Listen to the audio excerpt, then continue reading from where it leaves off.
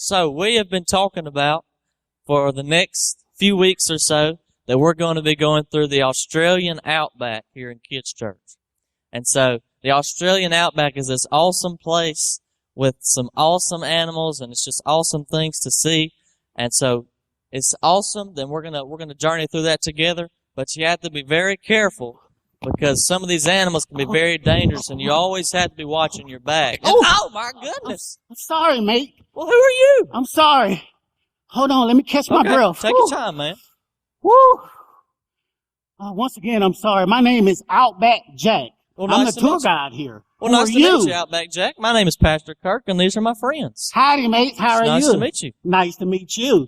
So you're the tour guide around here? I am. What are you doing out here by yourself? Well, we actually came out here, and we were trying to see if we could get somebody to show us around. Would you mind? I don't mind, but listen here. I've been on the run for days. There's this new Corona tiger that's out there, and it is so scary. Oh my. Everybody's been living in fear. We've been hiding. I decided to come out because you know what? You're not going to tell me what to do. Wow. And then I saw him, so I took off running, and I bumped into you. Well, that must be a new species. I've never heard of that. It's very new. Nobody's ever heard of it, but it's scary, and I'm living in fear and don't know what to do. Wow. Well, guess what? I'll tell you exactly what you can do. So a couple weeks ago, we actually learned about a man named Daniel. And see, there was this king. He actually threw Daniel in a den of lions because Daniel prayed to God. He threw him in a hungry den of lions, and so he's with these lions, and guess what he does? What? He begins to pray. And so then when he begins to pray, God shuts the mouths of those lions, and he rescues him. Wow. He rescues him, and so that's exactly what he can do for you, whether it's for the Corona tiger or whatever else. All you have to do is pray, and then he saves you just like that. So you're telling me if I pray to this God that you're talking about, he would come and be with me and rescue me? Anywhere, anytime. I mean, what do I need to do? How do I pray? Well, guess what? We were actually about to pray anyway, so why don't you pray with us? Oh, man, that's awesome. Awesome. All right, Lord, we thank you for Outback Jack here, and we pray that you would just give him peace in his heart, God, that you would be with him, and that you would show him that wherever he goes, God, that you're there. God, I pray that you would protect him against this vicious Corona tiger or wherever he goes. In your name we pray. Amen. Thank you, mate. All right, we'll see you guys next week.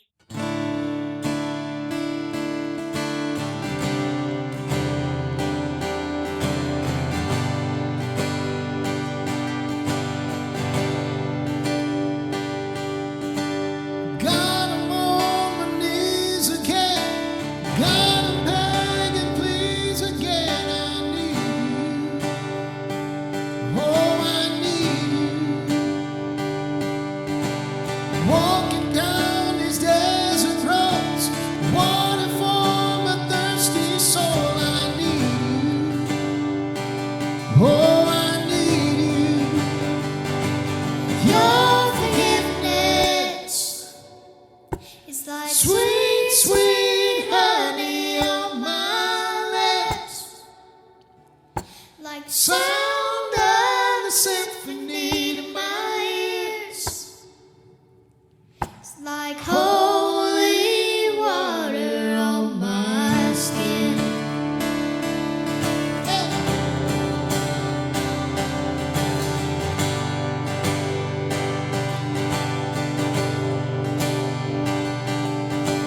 Dead men walking slaves to sin. I wanna know about being born again. I need you.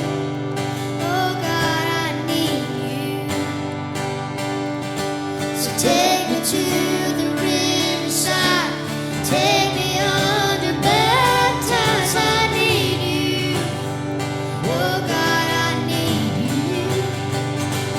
Your forgiveness is like sweet, sweet honey on my lips, like the sound of a symphony to my ears.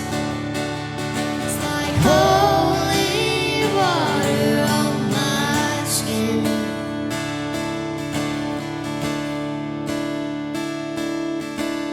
I don't wanna abuse your grace. God, I need it every day. It's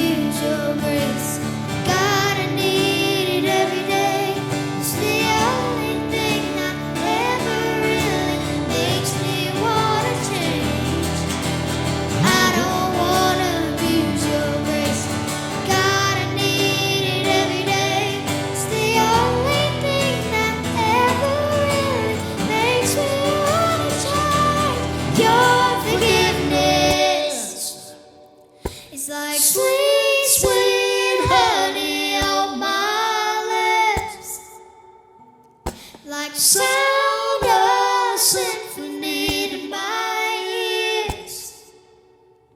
It's like holy water, forgiveness. It's like sweet, sweet honey on my lips. Like the sound of symphony to my ears. It's like holy water on my skin. Yeah, it's like holy water on my skin. Oh, it's like holy water.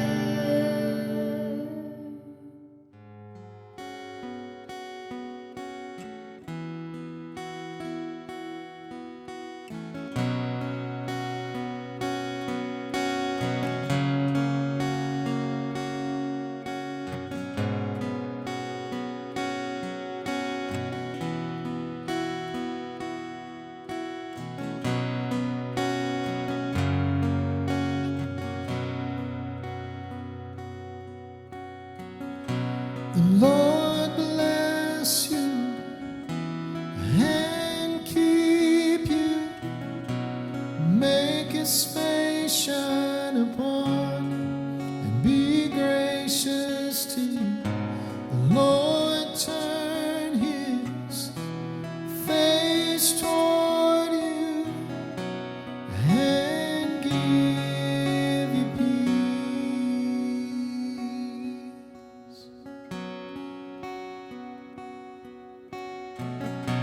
The Lord bless you and keep you. Make His face shine upon you. Be gracious to you. The Lord turn His face toward you and give you peace. We receive Amen.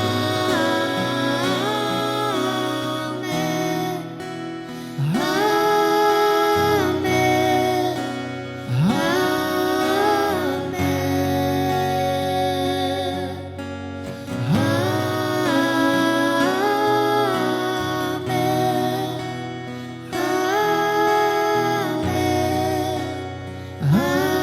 Amen. The Lord bless you and keep you. Make His face shine upon you and be gracious to you.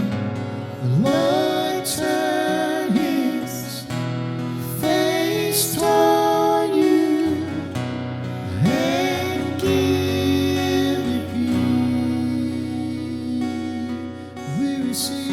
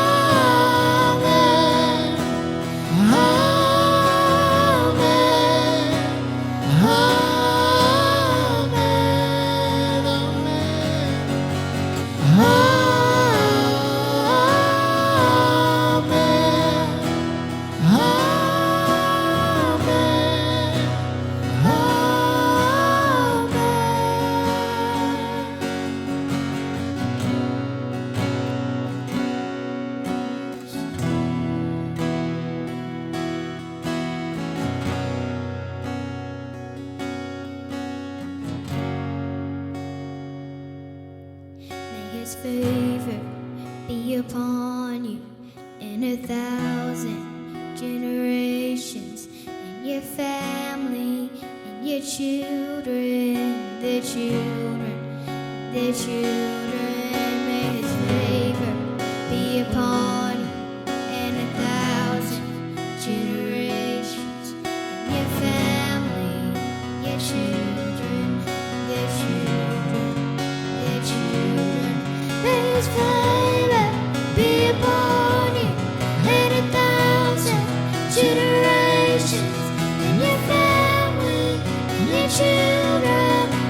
children, their children may spread be upon you and 1,000 generations in your family, and their children, their children, their children.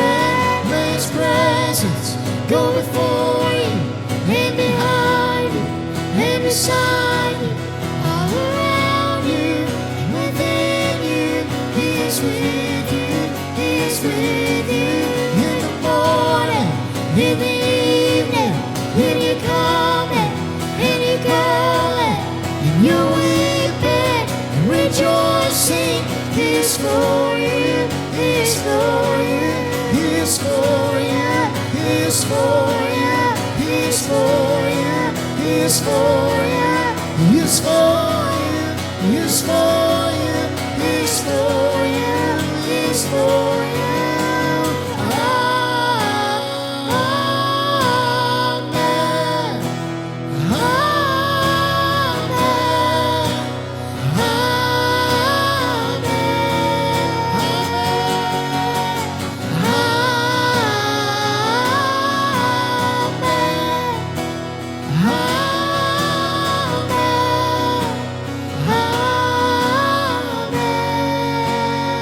And we say, Amen.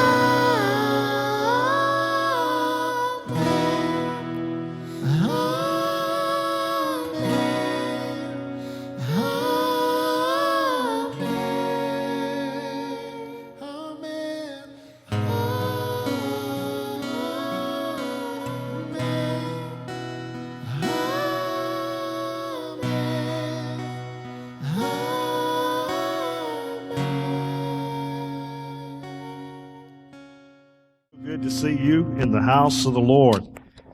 And this morning we're going to jump into some different thoughts and move towards something. It'll take me a couple of weeks to walk through. I want to welcome everybody that's watching us online. It'll be watching us today, and we hope that you will receive a blessing and grow from everything. I always tell people that when we do ministry, sometimes we'll make you uncomfortable sometimes because we strive for growing. We strive for people to become better. And it's not just simply trying to find you a comfortable place so that you can just kind of hide out in your chair for the next 20 years. It's a place to where you're like, whew, that's a challenge. I need to do better at that, or I need to grow in that. That's just God and you in a relationship. And that is what God is consistently and constantly wanting to do. And so we're a part of that. The church is a part of that, part of helping you grow. We're going to talk a little bit about that today, as we're going to talk about attitudes. Probably that's a subject that probably everybody needs to be preaching on or talking about here lately. Attitudes and being able to control or to deal with.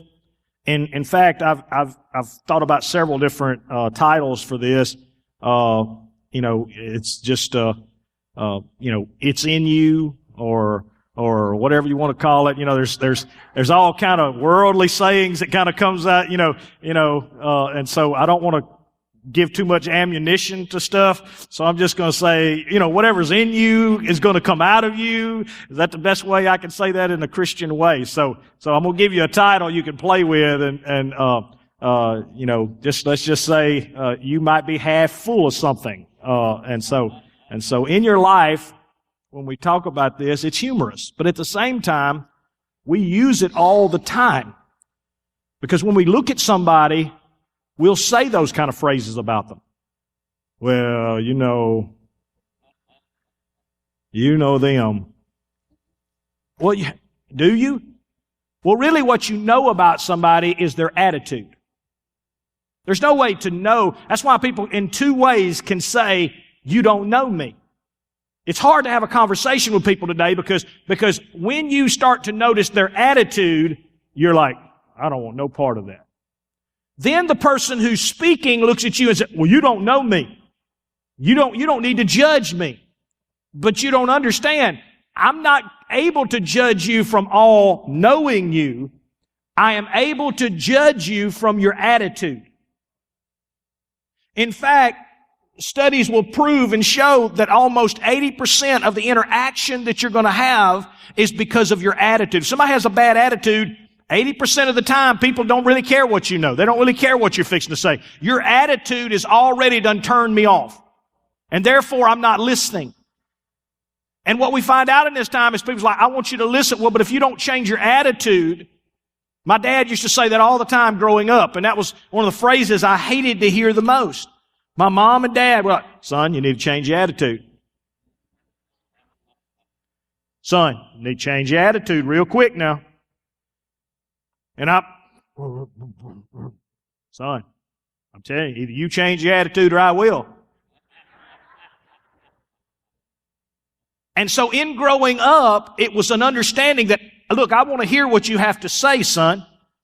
It's not that I'm trying to ignore what you're trying to tell me, but listen to me. I'm not listening to anything until you come with the right attitude. We were taught that as children, or supposed to have been. But since there hasn't been for nearly a generation, now we have a generation that says, don't worry about my attitude. Don't worry about what I'm doing. Don't worry that I shout you down. Don't worry that I don't listen to you. Don't worry, just listen to what I'm saying. The problem is that society doesn't work that way. The attitude is the first thing that has to be dealt with in our lives. Until the attitude is dealt with, then nothing else matters. I can preach all the truth. Paul said in the New Testament, he said, I can speak like angels. I can speak of wisdom. I can do all of this, and I can do all these things. I can raise dead people. I can do all. But if I don't have love, in other words, if you don't sense from me an attitude of generosity and an attitude of gratitude, and you don't generate from me that I care about you, none of that will matter. He said it's almost like somebody just beating a tambourine and nobody really cares about the song. Nobody's listening. It's just noise. It's just loud noise. We live in a world today of loud noise. Listen to my noise with the wrong attitude, with the wrong heart. So let's look at this attitude thing. Attitude, according to definition, is due to your self-image. So if you're struggling with attitude or you're having attitude problems, then understand that it's not somebody else. You're dealing with self-image. So that's why we don't want to deal with it at all. That's why I didn't want to when my dad would say, son, change your attitude. Because what that meant was first I had to deal with me. When me and Elise was working on our marriage years ago, and like all of us have to get a retune up and all these different things that has to happen, that was the hardest thing they had to tell me. They said, listen, Tim, before you sit down and have a conversation with your wife, because I knew I wanted to have and I wanted to say, you've been doing this, and you've been doing this, and you aren't doing enough. You know how we want to have a conversation? Yeah, I wanted to have a conversation. Problem was, when they were teaching us communication, they said, Tim, take time before you speak and figure out what it is that you're feeling. And understand, Tim, that what you're feeling is not right or wrong. And I was like, no, I know it's right. They're like, no. What you're feeling is not right or wrong. It's just what you feel. It's what you think at that moment. And so what you're going to do is you're going to share your feelings with Elise, expecting nothing in return. Because she may not feel that way. She may not see it your way. And I thought, that's communication? Yes, in other words, Tim, deal with you first. Make sure you're okay. Make sure you're all right. And when you do, then you can sit down and articulate what you're feeling and what you're going through. That's why in our society we can't have a conversation. We can have marches, we can have everything else, we can have ideas, we can have different opinions, and nothing wrong with that. The problem is, until we're willing to look at ourselves before we're looking at everything else and we're able to articulate, we can't have a real communication. Until our attitude has changed, until I've got off of my attitude, until I've changed my attitude, I can't sit down and have communication with you. So attitude then is my self-image. You hold certain images about yourself, about your behavior, what suits your own created image about you and what's going on. So the root of attitude is your self-image. And your self-image then is created and based on your past experiences, knowledge, tradition, family, society. In other words, it's going through the lens of what's happening to you every day, and then you're trying to figure out what it all truly means. And you're coming up in your mind with, this is what's really, that's what they really think. That's the way people, and I would do that. Well, I know what my wife thinks. I know what she's feeling. I know she don't love me. I know she don't care. I know she's just being ugly to me. And I already had all these images before I wanted to sit down and have a conversation. And they were like, you can't have a conversation there. You first have to deal with Tim. And in dealing with Tim, then the conversation becomes natural. Isn't it? Isn't it amazing how two people who are sorry, I found out real easy when me and Elise, when we both walk in the room and it's like, look, I'm sorry. This is what I'm sorry. Isn't it amazing how quick it gets resolved? But if one of us isn't sorry, if one of us has already got it figured out what the other one needs to do, then there's usually no resolution. Or one person just ends up giving and hurting, trying to make the other one satisfied. So a positive attitude is this. A positive attitude is a state of mind then that envisions and expects favorable results. So I'm willing to reevaluate. I'm willing to, for what purpose? That I understand that when I have a positive attitude, I'm positioning myself for favorable results. That was the hard thing about our relationship, because what I had to do, if I did that, if I was crazy enough to not remind her of all the stuff and not pick at her and make sure I point out all the things she's not doing right. If I took that off the table, then I'm trusting that things will work out because she will decide to want to help me. Now that was hard to do, isn't it? To trust that your boss will do eventually the right thing.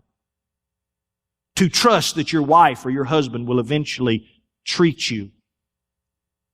To keep loving and doing, expecting and thinking that it's going to work out favorably. I know it sounds really crazy, but we have a Bible verse that kind of goes like this, and I know we don't believe it, but we're supposed to, that all things work to good to those who love the Lord and are called according to it. We're supposed to believe, but instead we're like, no, God, I got it. Don't worry, I'll make sure I cheat them on the deal so that, don't you worry, God, I'm going to get the better end of this deal. Don't worry about it, God, I got it covered. No, God, I'm going to fix my wife.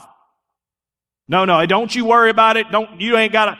I'm going to remind her and just keep browbeating her until she finally gets it through that thick head of hers. So we hear that verse, but many times we don't believe that verse. That all things are going to work for good. They're going to. Why? Because you have a heavenly Father. And because He's working on your behalf. And so therefore I can have a positive attitude. I can have a positive attitude, which allows my state of mind to envision favorable results. The willingness then to try new things. So, if I don't think things are going to work well, and I don't have a positive attitude, I'm going to tell you the first thing I'm not going to do. I'm sure not going to stick my neck out and try new things. So if using the illustration of Elise and me still, and I'm just using this off the top, let's say I'm still wanting that to happen. So not only do I have to take all the stuff off the table and not do that, but it's saying that, listen, because I believe it so much that I'm willing to do, tonight I'm going to cook lasagna for her and treat her nice. Hold on now, Pastor. I'm not going to be ugly to her now.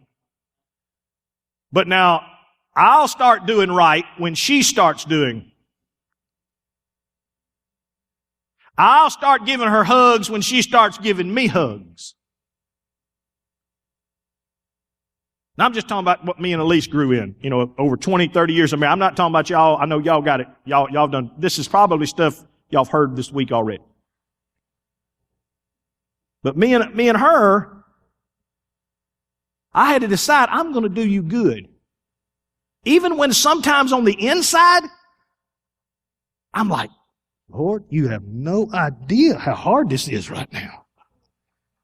Can we be honest? I didn't say it's natural to you. What's natural to you is to want what you want. I mean, look at the world and we'll see what's natural to us. But to do it God's way and to say, no, just keep loving. God, they're not acting right. Keep loving them. But God, they're not. Cook dinner for them. God, be good to them. Clean the house. Wash the dishes. Lord, they don't just leave them laying everywhere. They don't even bring them to the kitchen. It's not even, they're just all in the house. Don't say nothing. Just, Lord, come on now, don't say anything. At least I ought to be able to say, now y'all know, I've been working all day trying to clean up behind you.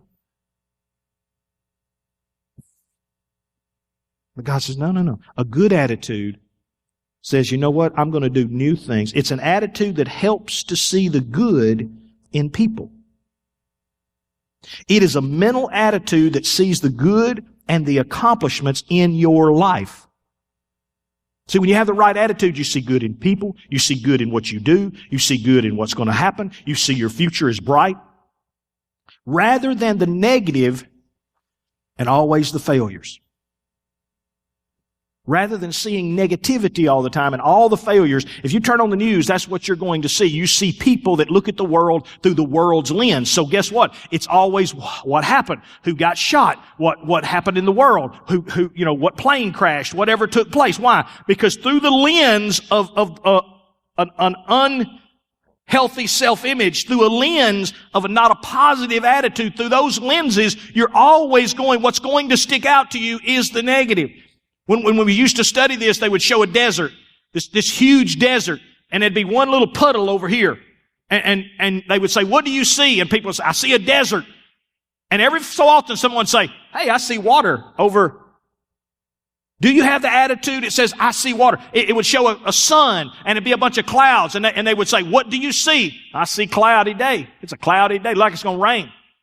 And one person every so often would say, hey, I see the sun behind the clouds.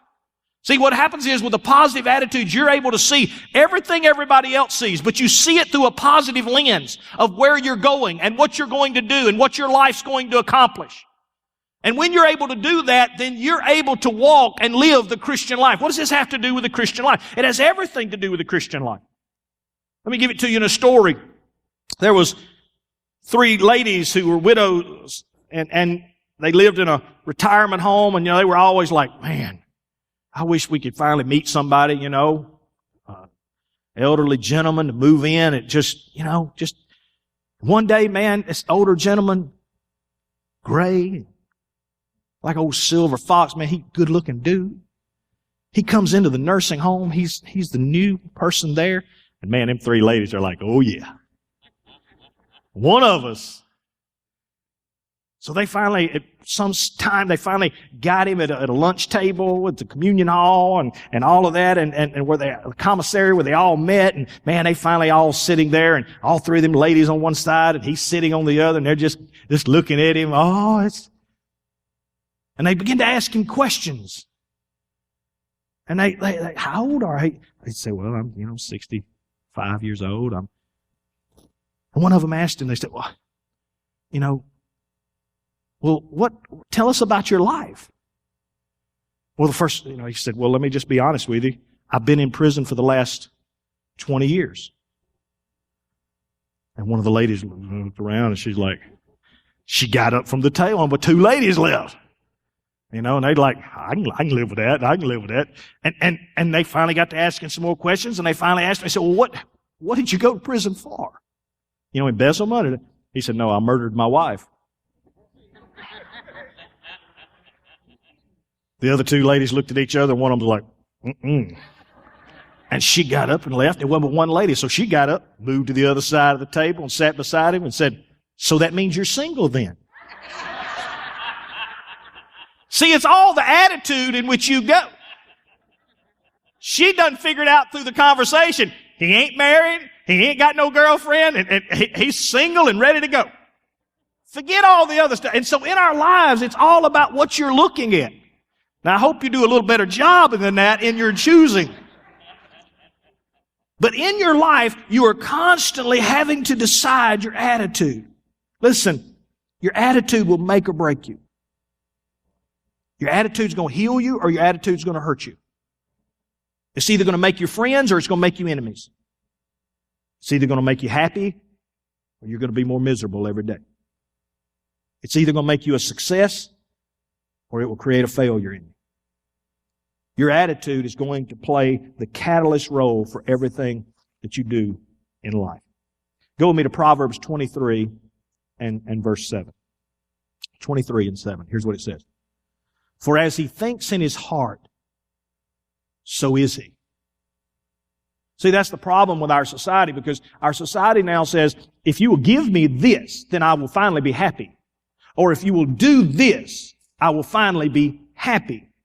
And don't get me wrong, there's a lot of things that need to be done, and there's a lot of things that need to be corrected, and I'm all for all that. That's not the point. But the point is how they're going about the mindset. The mindset is that if you will just do this, listen, I've been in marriage long enough that I can go ahead and tell them and break this hard news to them that if somebody actually does something for you, it still won't be enough. Because the breakage is not from the outside, the breakage is from the inside. Your brokenness happens from the inside. That's why the world can't solve the world problems. That's why the world can't come up with a world answer. That's why we can't come together, Democrat, Republican, whatever, and pass one big law that makes everybody okay, that makes everything fine, that fixes everything. Why? Because there is no way from the outside to fix what's broken on the people on the inside. If it was, I would tell you. I would look at you and say, look, we need to start a protest in every church in America, and we need to tell them this is the law we need passed, and this is the law that will fix us, and this is the law that will take away every problem that we got in our society. But can I tell you something? Not one law will ever fix the problem inside society. Because the brokenness is from within. The brokenness happens inside a person. And so Proverbs says, listen, as he thinks in his heart, so is he. I'm going to come back to this next week and deal with some of this. Go with me to Matthew 15. Matthew 15, verses 17 through 20. Listen to what it says. Do you not yet understand that whatever enters the mouth goes into the stomach and is eliminated? But those things which proceed out of the mouth come from your heart. And they are what defile a man. All the stuff that you see in the world, everything that you see that's messing people up, he said it's what's coming out of their heart that's what's defiling the person. So until we understand, but those things which proceed out of the mouth come from the heart, and they defile a man. For out of the heart proceeds all the evil. Where's it coming from? Your heart. Murders, adulteries, fornications, theft, false witness, blasphemies, all these different things. It's coming from your heart. Let me see if I can show it to you in an illustration.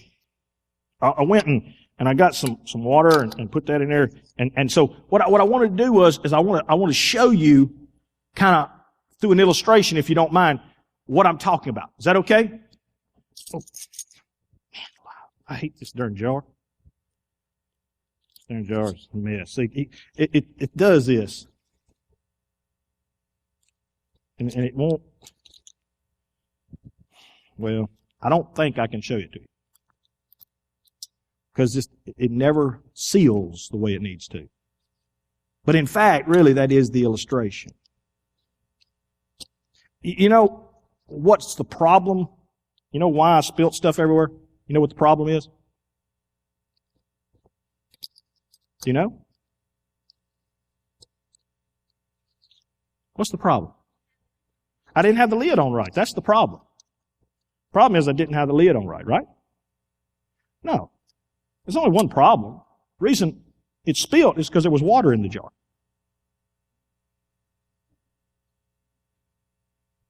See, our society says, you know what the problem is? The problem is nobody's treating me good. No, the problem is that when they shake you, What's in you will always come. See, you looked at it from a world perspective. No, the problem is, if they just fix everything, Brother Lott, I'm telling you, get everything fixed, and I wouldn't act this way no more. Oh, yes, you would. Because the jar is not your problem. God made everybody's jar with a little bit of leak in it. Every one of us complain, God, you didn't make me right. If I'd been made right, I wouldn't be like that. No, He made you just right. The problem is what you keep putting in the... And you just keep getting mad that what's in the jar keeps spilling out. Well, you know, Brother Lott, if they hadn't shook me up so bad, I wouldn't have acted like that. You know, if they hadn't said that, you know, I would... No. The only thing... Let's go back and read it, because now we can understand the Scripture better, what Jesus would... I wish Jesus had a fruit jar in that time. He could have showed them a lot better. Here's what it says. Go back to verse 17. Listen to what it says. But do you not yet... Look at the person beside you and say, don't you understand?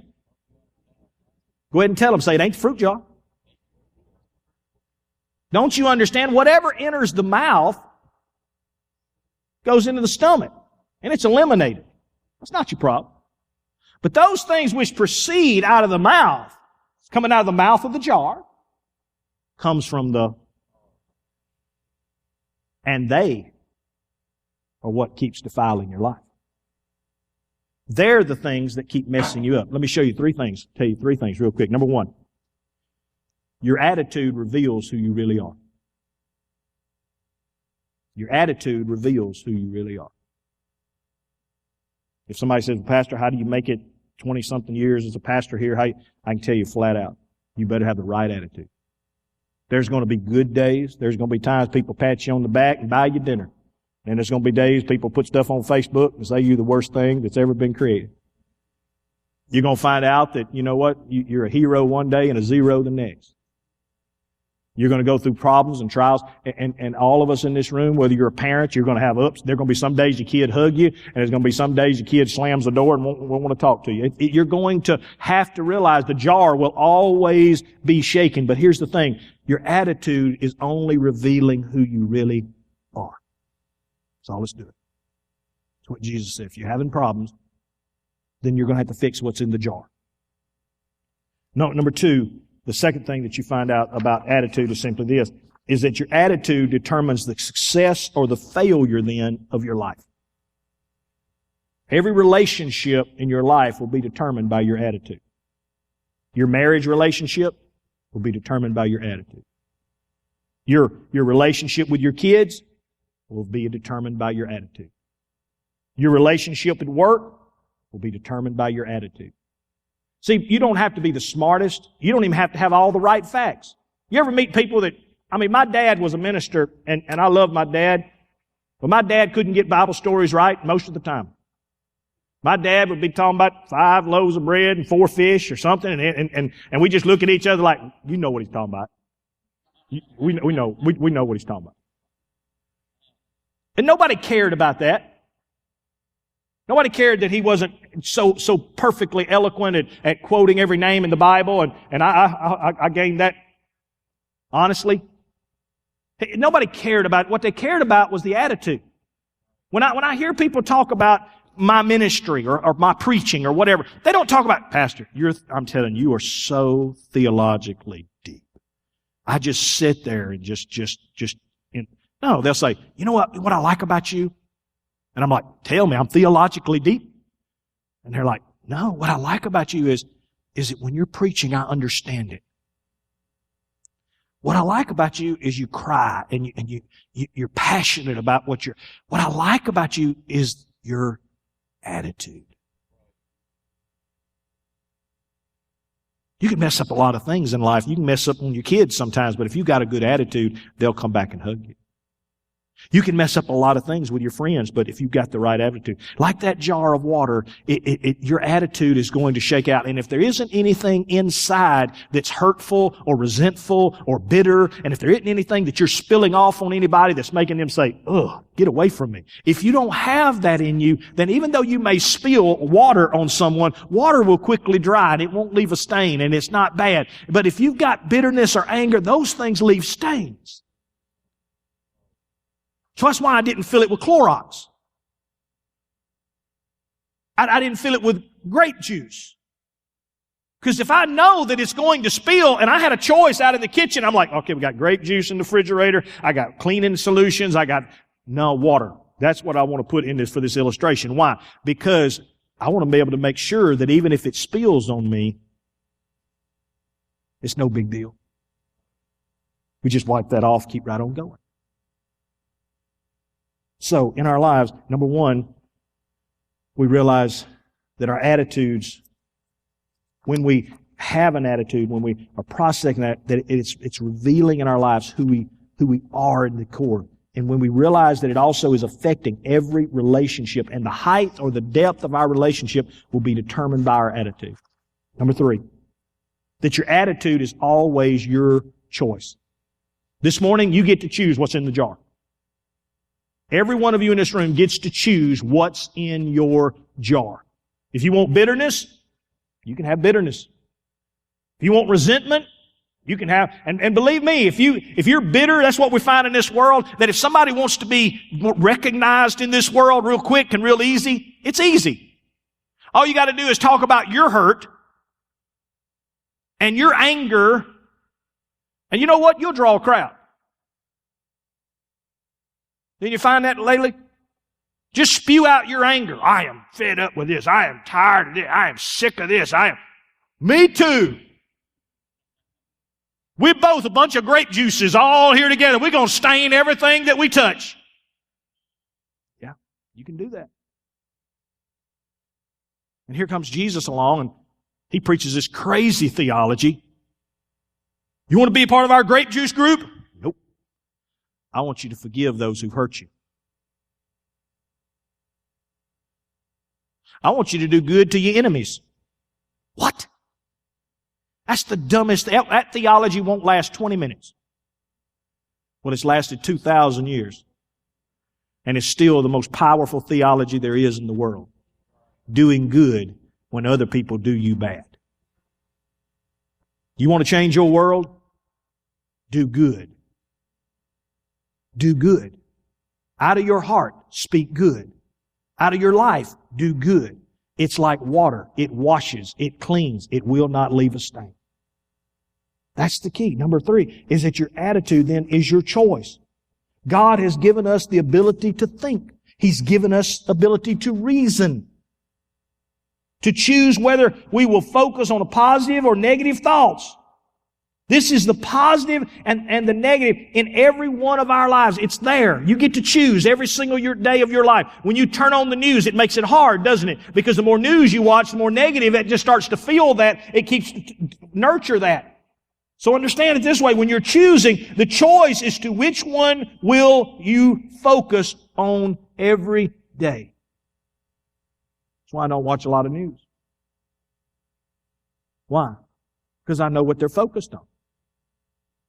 So therefore, if I watch that continually, it becomes my focus. That's why I don't watch a lot of Facebook. I don't have Facebook. Why? Because most people don't get on there every morning and show you their tomato plants. You notice that? What you see on Facebook, if you watch very closely, is you watch very insecure people. They're not happy with their life unless you're happy with their life.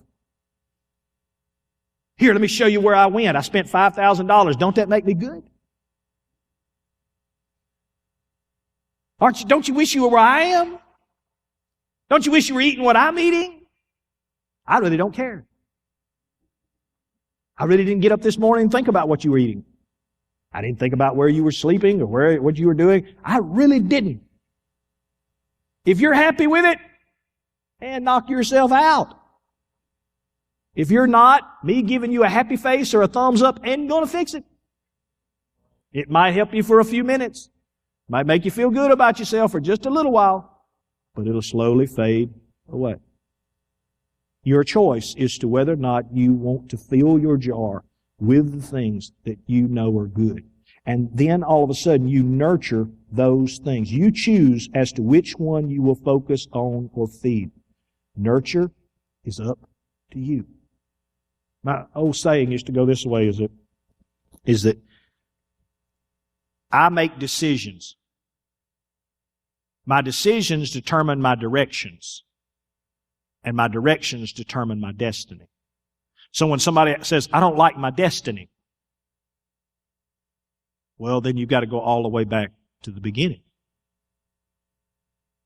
Well, no, I want to make the same decisions, but I don't want the same. Well, no, you got to go all the way. Your decisions is the first, that's the only step you get. You get to decide. But the moment you decide, that determines your direction. When you posted that on Facebook, you chose a decision. Now, after that, you can try to twist it or whatever, but it sets you into a direction. And your direction eventually will send you to a destiny. So that's why what's in your jar is so important, because the enemy says, if I get it in your jar, then sooner or later it will become your decision. It'll get shooken out. And when it happens, I don't have to do anything. I get blamed for a lot of stuff I didn't do. I just set in motion what was already in you. And I know that's hard for us. Let me tell you something. The devil did not come up with one sin that you ever did. The devil did not come up with one sin that you ever did. It came strictly from your heart. All he did, that's a good idea. The devil never grabbed Adam and Eve by the hair and drug them under that tree.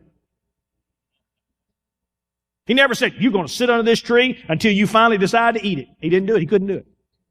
All he could do is when Eve finally got to hanging out there and looking at it, and he just finally was like, you really ought to try that stuff. And the enemy sits there and watches you looking at stuff, and thinking about stuff, talking about stuff, and he says, it won't hurt. You deserve it. And he gets you into a decision. And then he steps back and says, now it'll just run its course. And you can't stop it, and I can't stop it. Your decision now has created a direction. And to fix it, you're going to have to go all the way back to your decision making. You're going to have to make new decisions and better decisions. Let me show you real quick what the Apostle Paul would use in this. So as the task of a Christian, so as you turn in your Bible to 1 Thessalonians and we go there, let me say this real quick. So as a Christian then, our job is to start speaking positive words. This is what we're trying to get in the jar. Tim, speak positive words. Okay, Lord. Secondly, look for good in every situation, Tim. Look for good. Don't quit looking for the bad. Look for good in every situation. Number 3, take charge of your thought life. Quit just thinking that what you're watching and what you're pulling up and what you're spending hours looking at and talking about, that it's not affecting you. Understand that you have to take charge of your thought life. There's going to be times, especially in these years to come, you're going to have to hear conversations that say, look, I'll talk to you guys later. There's nothing good going to come from this conversation. There's nothing productive. It's only going to make all of us angry. It's only going to create more chaos. Take charge of your thought life. Go with me to Philippians 4, verses 6 through 9.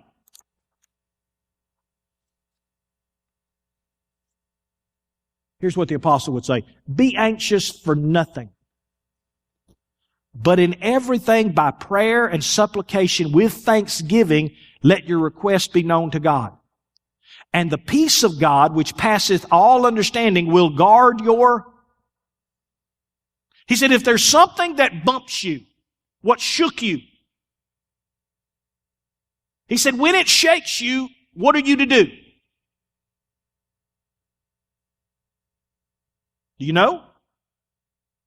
Whatever shakes you, if your kid shakes you today, your job shakes you today, the world shakes you today, what are you to do? Talk to Him. I know I'm making it more class participation today because this is important. I'm trying to teach it as much as I am preaching. Go back to verse 6. Let's see it again. Be anxious for. Quit shaking. Quit letting it shake you. Quit being worried about it. What am I going to do? The world's going apart. I'm telling you, the rapture's going to happen in the next 30 minutes. Everything's falling. My kids are going crazy. Everything. What am I going to do? He says, be anxious for nothing. He said, don't sit there and let the world and the life keep shaking you. But in everything, by prayer and supplication, bringing it to God, with thanksgiving, knowing that God can handle it and God will deal with it and God is going to solve it, because all things work to good to those who love the Lord and are called according to His purpose. We understand that.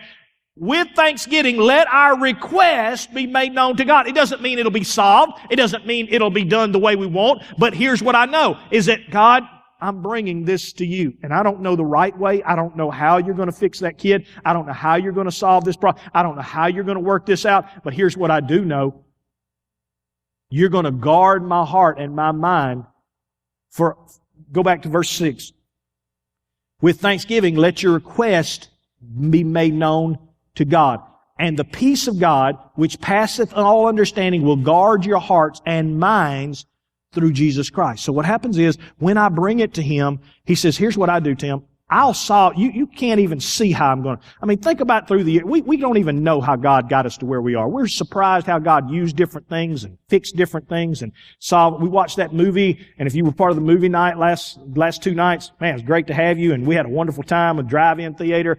But watching that, I still believe there's no way those 2 young people getting married and figuring out one has cancer, there's no way they could solve the problem. That because of that, Jeremy Camp would write an album out of those hurts and those pains and all of that would have 5 number 1 hits. His album would go gold, and Jeremy Camp would become one of the most top Christian artists of our generation, all because God allowed him to go through. Now, how many times does he pray during the movie? Lord, heal this. Lord, fix this. But what was he doing? He's saying, here's the key, Jeremy. When you're praying, it may not work out the way you want, but what I'm going to do, what I actually will do in the middle of every problem that you have, I will guard your heart, and I will guard your mind, and I will make sure that the pollution doesn't get in the jar, so that even though I'm shaking, and even though sometimes I get bumped, it's nothing but water that's going to come out. Nothing's going to come out that's going to leave a stain that's going to last a lifetime.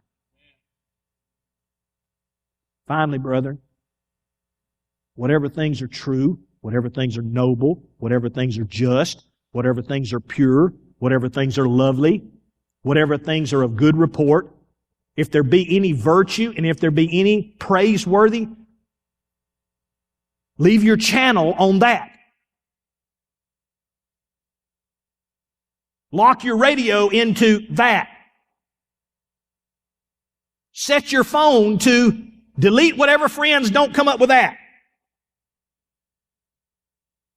I know it's going to be hard. Look, I'm going to unfriend you. You'll live. But I just can't take the negativity that you send. You don't send scriptures to my Facebook. You're always sending me jokes about this and dumb stuff about this. And you know what? I just don't need that. It's going to take courage to delete 15 or 20 of your friends from your Facebook. You're like, I ain't got but 15. Well, start over. Get some names from church and say, hey, are you on Facebook? I need some new friends. Whatever you have to do. Why? Because he says, listen, this is the most important thing that you have to do. Whatever things that are done, you do this and I will guard your heart. I promise I will make you what you need to be. So now you're in 1 Thessalonians. We finally got here. Real quickly. The attitude also has to be something that you realize has to be done. Remember we said, for me.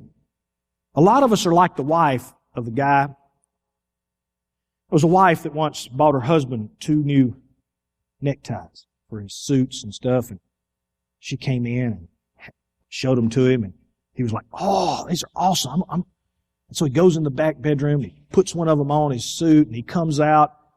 And she looks at it and she goes, oh. He said, what's the matter? He said, you don't like it? She said, you didn't like the other one? You'll get it before the day's over with. In other words, he can only wear one. And whichever one he picked, she was going to feel in herself, well, I guess he don't like the other one. You ever feel like that? You got 5 options and they choose 4. I guess the one. I guess it just wasn't a good one. I'm sorry. I just didn't do right. They picked 4. 4 is all they can handle. And sometimes in our lives, our attitude, we have to be careful because we're real tender on whether people can, because we're so judgmental of ourselves, aren't we? When we first start out, we're like, oh, I know. Listen to me. In our lives, there's 3 things the apostle wanted them to understand. 3 things that he uses to fix each one of us' attitude. You want to fix your attitude as a Christian, here's what you do. Go with me to verses 12 and 13. And we urge you, brethren, to recognize those who labor among you and are over you in the Lord and admonish you, and to esteem them very highly in love for their work's sake. Be at peace among. This is number 1. The Apostle Paul, develop a positive attitude. See, the church is our area where we grow. So when you see people that can't grow in church, people that quit church, or people that can't handle church, let me tell you what their biggest problem is. They still have a bad self-image. And because of that, they don't have the capacity to grow. That's the reason I tell people all the time, all seasons will not be a good church for everybody.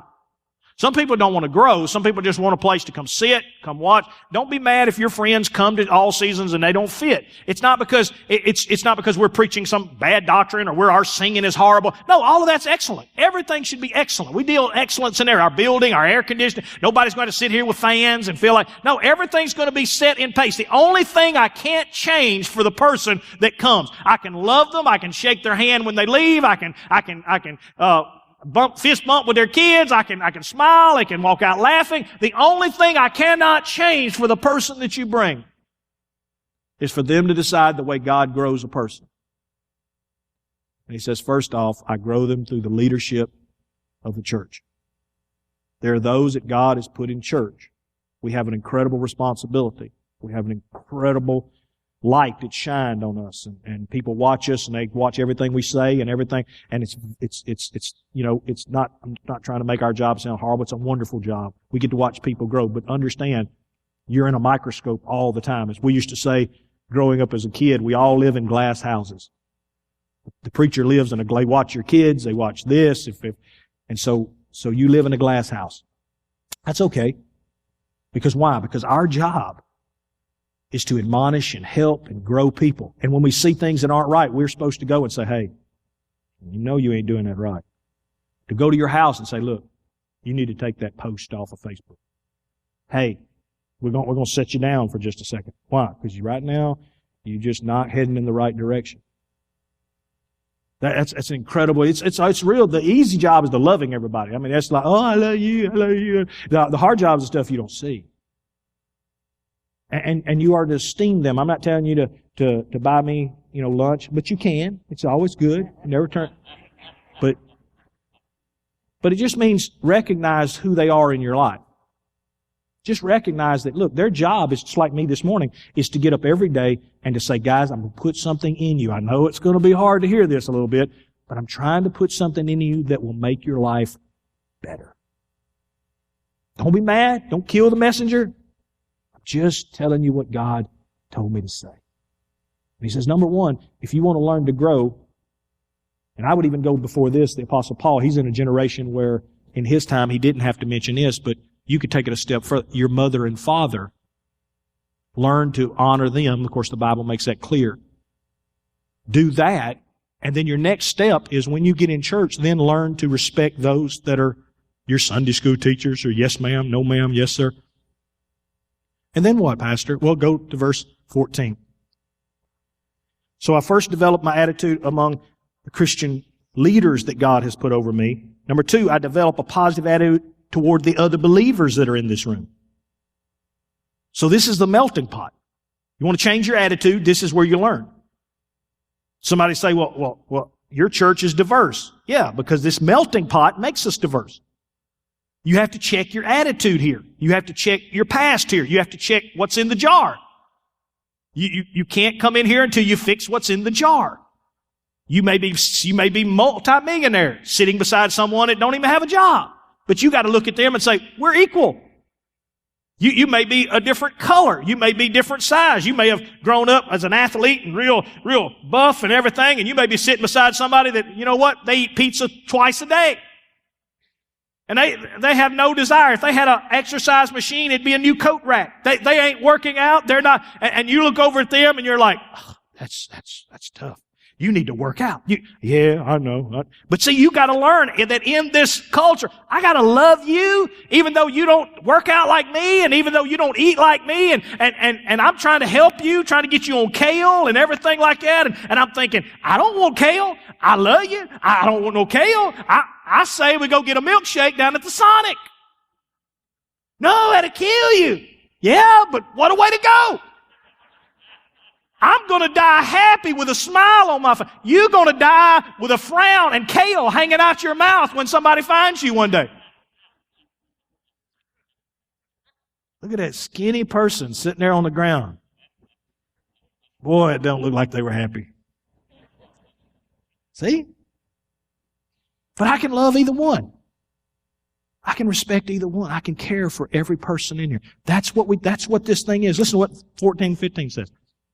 Now we exhort you, brethren, warn those who are unruly, comfort the faint-hearted, uphold the weak, be patient with. See that no one renders evil to anyone, but always pursue what is good both for yourself and for. Man, imagine if the world had went to Sunday school. Imagine if the school system had said, we're going to keep God in school. And man, Wes, this is what we need right here. We need people to learn this right here, how to treat other people, that you may be different, that you may be coming from different backgrounds, that you may have a different culture.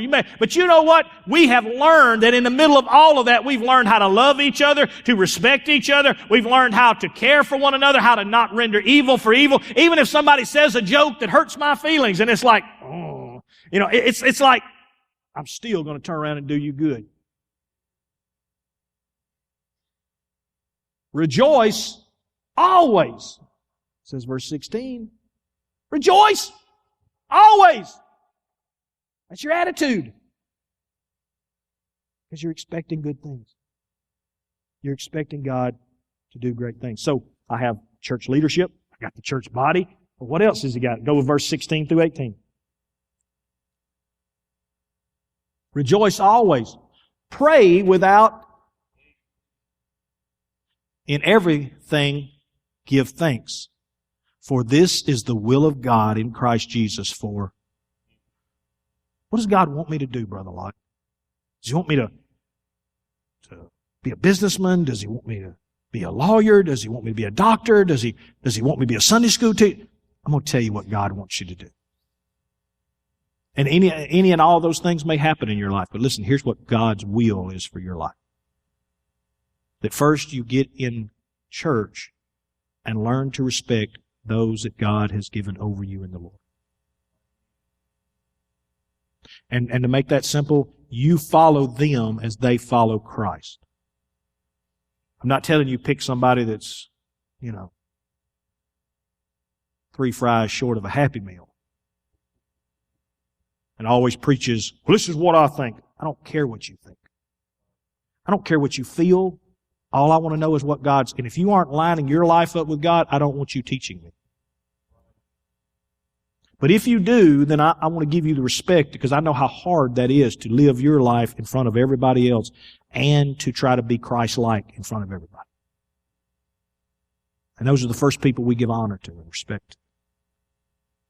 And then secondly, whoever you end up sitting beside, walking out of the door from, going to Sunday school with, going to watching the movies outside, all the stuff that we do as a church and all the stuff we work together as a church, learning to realize this is my family. This is my family. I had 2 of our young girls come in last night. Doesn't matter what color, shape, or size they were my girls. And they came in. One of them was telling me, hey, I'm fixing to go to college, and they gave me their numbers, and I got to give them to Elise because they need to be part of the college group. They're my kids. They're my kids. They're part of my family. That is the kingdom. That's what we're called to do. And thirdly, when we have to start working our way outside this world, do it how? Rejoicing. First thing, if you can't walk out these doors today and you ain't got a smile on your face and you're like, boy, God's good. God's going to work it out. God, if you can't do that, then you need to pray. You need to take some moments here. If you got too much darkness in that watery jar you're supposed to have, if you got some food colored in there and you're like, why is that darker than normal? Then you need to pray. And you need to realize in everything, learn to give thanks. For this is the will of God for your life. And then while you're doing that, who knows what things He'll do? I'm surprised every day by all He's done in my life. I have no idea how I get here. I have no idea how to stay here. I have no idea what to do next. I'm just enjoying the ride. Well, how do you enjoy it? Because I keep an eye on that jar, and it's like, Tim, if life shakes you up, what are they going to get? Water. My job is not to hurt anybody. My job is just to keep lifting up God in front of everybody I see. And that's our job. And so sometimes things may seem difficult and hard, but it's really very simple. Every one of us in this room is called to say, God, as David said of old, search me. See if there be anything in me that doesn't belong. If I was to ask you today, if I was to shake you, if I was to say a word that, oh, I can't believe he said, if I made a mistake and I said something I never should have said, what would come out of your jar? Because here's the sad part, I will make mistakes. I will mess it up sometimes, even though I don't want to. I'm human, so. And I don't speak good English, so I can guarantee you I will mess it up. But if I do, the real question is not whether I do or not, because Jesus said, in this world you will face tribulation. He just went ahead and told us, in this world, I hate to break it to you, somebody's going to shake your jar. But the question is not whether they're going to shake your jar. The question is when it happens, what will come out? What's going to come pouring out of you? Oh, I knew that was the way it was. I knew that's how it. Oh, so that's who you really are. Will you stand?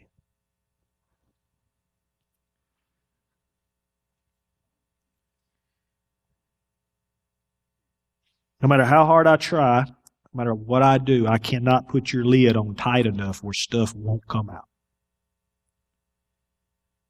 God built you with a fractured, bent up, messed up lid.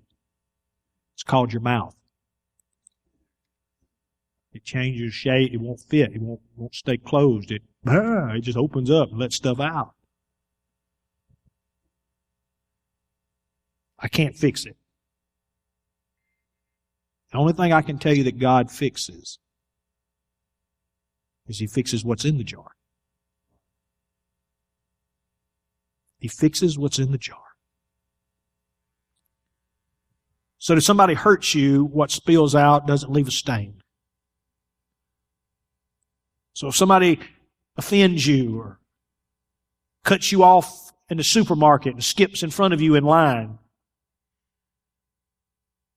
if somebody cuts in front of you in traffic, or like yesterday, I saw my wife I didn't know what was in her. We were driving on the interstate and two cars were equal. You ever get into that? I mean, both of them going the same speed limit.